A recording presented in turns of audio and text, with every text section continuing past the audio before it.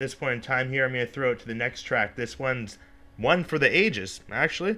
Any stories or anything about this song offhand that you guys want to say, or? Um, I think that this is one of our more well-rounded songs because we play a style of music that's geared towards what we like and what we want to show people. But this one's got something to show everybody. Yeah, a little bit for everybody. Perfect. So at this point in time, you're listening to DriscoRadio.ca. We have the band of the week, My Life for Hire. At this point in time here, we're going to listen to One for the Ages. Check this out, and we'll be right back with Brock and Tommy for My Life for Hire. And that was the track 7 from My Life for Hire on DriscoRadio.ca. This is Ben Andruss. We're actually speaking with Tommy and Brock from the band My Life for Hire. They're the band of the week. How's it going, guys? Very good. Awesome. And anytime. And the question I have for you at this point in time, we've listened to quite a few songs off the album. They have been broken apart on the radio show with dialogue, commercial breaks, and such. So it's hard to tell. But if people go and download the full album, they will actually notice that a lot of the songs kind of go right into each other. So it's kind of like there's a theme it feels to it. And I was just kind of curious if you guys went into the studio with that idea, or if it's something that kind of happened, or if there is actually like kind of, I guess, a theme and a story that goes along this album, and just how the lyrics tie in and such. Kind of a bit of both. Yeah, it's like definitely a combination of both. I mean, I guess with me, like, this is kind of like the first time I've actually tried to really write my own material and kind of like put kind of words to the tunes. But I mean, like with Harboring Resentment, like that's kind of like about like going to a complete like different place and just kind of being somewhere where you're totally not aware of kind of any of your environment. You're just kind of becoming into your own, and that kind of just like goes through the whole kind of concept of the album, in which it's kind of like it's a story about a person who goes away and loses so much about who they were before, that they get to the point where it's just like, it's a split. You don't know if you're the person that you were when you came there, and kind of like what you've turned into. It's kind of like the stages of kind of dealing with that kind of social kind of like separation from yourself. Yeah, and so we ran with that, and we put the 6 songs together for the EP, kind of like a breaking consciousness, kind of, that's what the phrase we wanted to kind of associate to write around. So we just ordered the songs and wrote in a manner that went through things like the stages of grieving, or this social problem within yourself when you're away from home, you know? Yeah, when like you're just in a new environment and I mean, like, you can't help but kind of feel that you're not kind of in your old kind of zone where you're comfortable, and you just sometimes you do things that you wouldn't do normally, and it's just kind of about, where do you draw the line? Do you still like have that aspect that makes you want to go back to who you were, or like it's the split, it's the division, it's like the internal battle? No, definitely. It's a very exciting album, and just that I've been indulging over just myself the past couple of days, and there's definitely some key tracks, and I pick up on a lot of those themes in the album. So I'm just looking kind of forward to the future and what we get with a full length, which is something we're going to talk about more in a little bit. We have to just have a short little commercial break here with some of our sponsors and some public service announcements with the community members. We're going to be back on DriscoRadio.ca with the band of the week, My Life for Hire. Stick around, and we got some more rock and roll for you, and we're going to chit chat with the boys a little bit longer. Talk to you guys soon. Welcome back to DriscoRadio.ca. I'm your host, Ben Andruss. We're doing the band of the week, My Life for Hire. I've been talking with the boys, Tommy and Brock. Pretty excited about their upcoming show. Before we jump back into conversation here, I just want to remind everyone about the upcoming show. The band My Life for Hire is playing in Welland, Ontario. That is on August the 27th. They're playing the Merritt Park Amphitheater at 6 p.m. sharp. You can catch their set.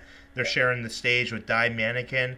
It's going to be a really exciting show. Tickets are $12 in advance, $15 at the door. You can get them from the Supernova website. That is August the 27th. And then later on that night, you can catch the boys at the Q Club playing another set in Niagara Falls, which is just kind of around the corner. At this point in time here, this is a worldwide internet show. It's not just local to the Niagara region, and I know you guys do have some other upcoming shows. Is there anything in particular that you guys would be wanting to mention at all? Yep. On Tuesday, we're playing the exhibition. They got a band shell there set up, and we're playing it around 5:45, maybe 6:15. Yeah, so that's Tuesday, August 23rd. Nice. And is yeah, there... Tuesday, August 23rd at DNE, playing a band show there. And I mean, if you're in the area and you're looking to grab some good discount pass it on the X admissions, you can just reach out to any one of us through either MySpace, like www.myspace.com/mylifeforhireband, or just reach out to us on SoundCloud. Yeah, we got our music up on SoundCloud. You can also get it. In touch with us on Facebook. Yeah, facebook.com/mylifeforhireband. We're usually checked out pretty daily. So I mean, anyone who is looking to grab some tickets to the show on Tuesday, we're happy to meet you somewhere and hook you guys up with some passes. Awesome. And I guess there are a lot of different social networking sites. Are you guys into the Twitter world at all or anything like that? Not yet. We probably should be. Yeah, that's good. It's a good idea. Do you guys still notice a good presence with MySpace? Do you notice a lot of fans or just anyone in general still connecting? I know Facebook kind of took over in a bit, and I still get bands coming over. I'll be on tour with someone, or someone will stop by, and I'll just hear someone be like, "I wish MySpace days." They'll talk about the MySpace days, and just do you guys still notice a good presence with that? What is your feelings on MySpace? My first band, Johnny and the Kick-Ass, when I was in high school, we used MySpace, and that was a good way to learn about new music. But it was always Facebook where you could actually talk to the members of the band, and it was better for communication and getting the word out. But MySpace, then again, could play anyone's songs, and it was a good way to introduce yourself to the music. It's a quick medium to just throw stuff out. Even if it's draft one, and you just kind of want to get a feel of kind of what people think of. Even if it's not the polished be all and end all of a track, just to throw it out there. It's good, just to have out there, right? Yeah. I mean, you get people being some of your buds being hey, if you did this might work a little better, tighten things up that way. So I mean, that's kind of we use it the same way as I guess anyone did back when it was the most popular. Yeah.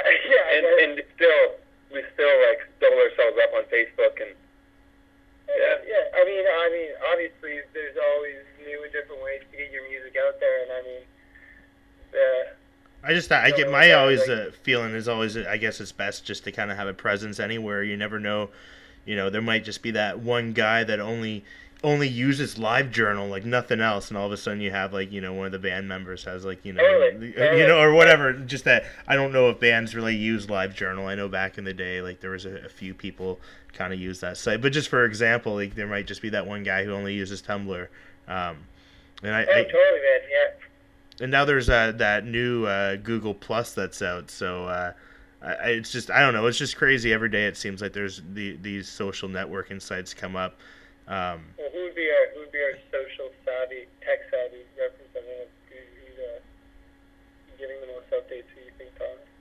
Maybe Andrew. Yeah, it's probably Penner. Yeah, probably Penner. Penner's not here right now, but he likes to get the word out. Yeah, he's probably got some ideas on how to get involved in that. I know when I was in bands, it was usually me, but there was always that one guy that sat in his underwear till 3 a.m. in the morning eating Doritos, just convincing people to come out to their show and stuff like that, or just to check out their demos. So it's the internet. It's definitely changed quite a bit, and I guess there is also still the whole I guess live show and physical communication as well.